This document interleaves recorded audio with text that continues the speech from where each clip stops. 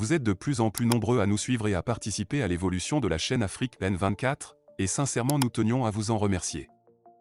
Nous lisons tous vos commentaires qui enrichissent le débat et vraiment nous vous demandons de nous soutenir, en aimant les vidéos pour une large diffusion, et pour continuer à avoir une ligne éditoriale indépendante, et vous proposer de nouvelles émissions toujours de plus en plus enrichissantes. Ne restons pas passifs, soyons actifs. Merci et à bientôt. Mali. Appel à l'unité nationale autour de la transition et de la souveraineté.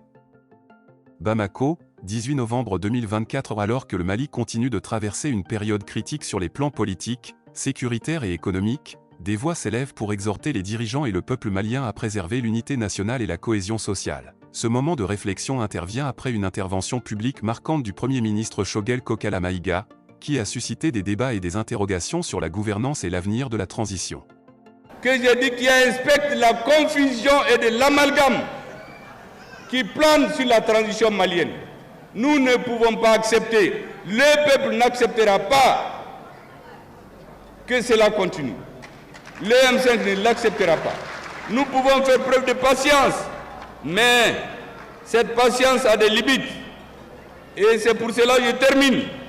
J'ai déjà incité là-dessus.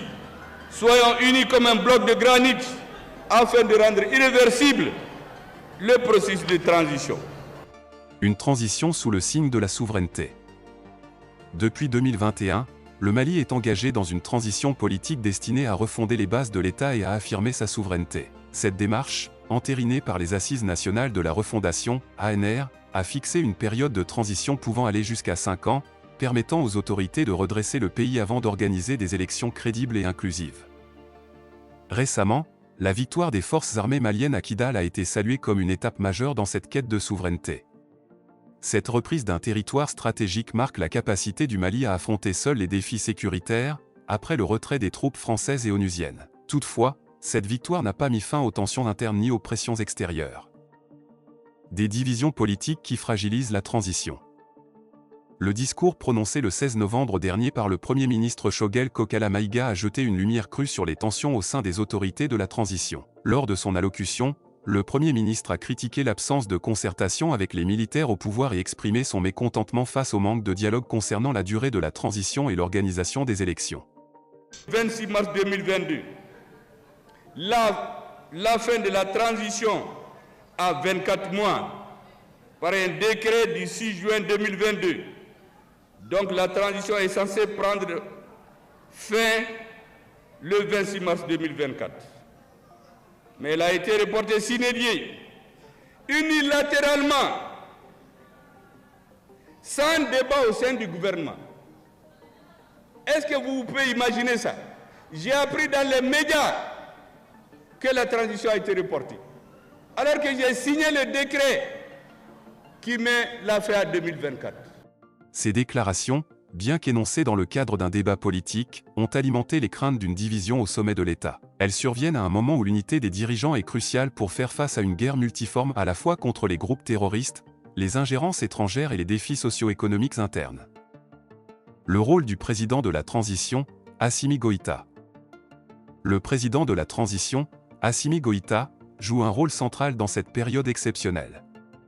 Élu par les organes de la transition pour diriger le pays, il est considéré comme un symbole de la lutte pour la souveraineté. Sous sa direction, le Mali a amorcé une réorganisation stratégique, tant sur le plan militaire que diplomatique, pour reprendre le contrôle de son destin.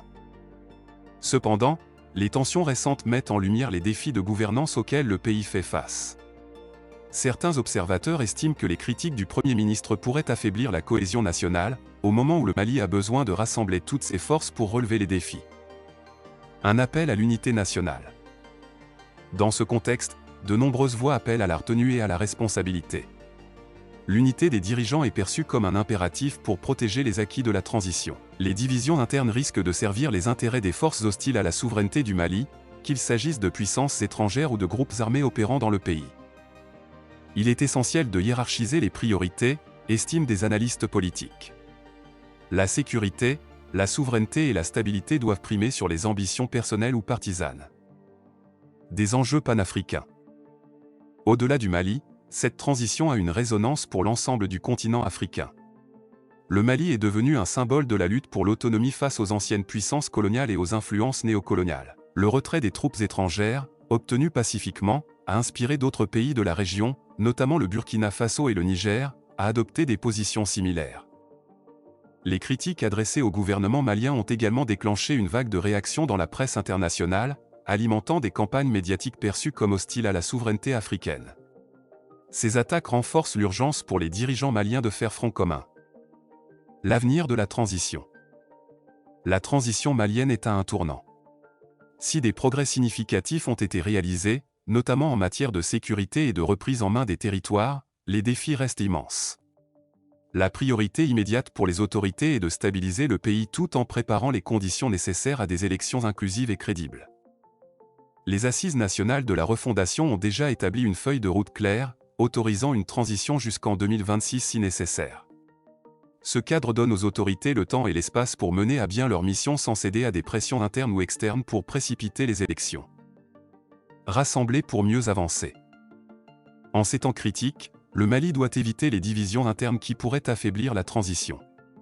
L'intérêt supérieur de la nation exige que les dirigeants, toutes tendances confondues, privilégient le dialogue et la concertation. Les ambitions personnelles, si légitimes soient-elles, ne doivent pas prendre le pas sur les priorités nationales. Le peuple malien, qui a démontré une résilience admirable face aux épreuves, mérite des dirigeants unis et déterminés à bâtir un avenir stable et prospère. Le Mali est en guerre, mais c'est aussi un moment d'opportunité historique pour redéfinir son destin et inspirer le reste du continent. Likez la vidéo si ce n'est pas déjà fait. Laissez aussi votre point de vue en commentaire. Abonnez-vous et cliquez aussi sur la petite cloche de notification pour ne rien rater de nos prochaines vidéos. N'oubliez pas de partager aussi la vidéo et de la liker.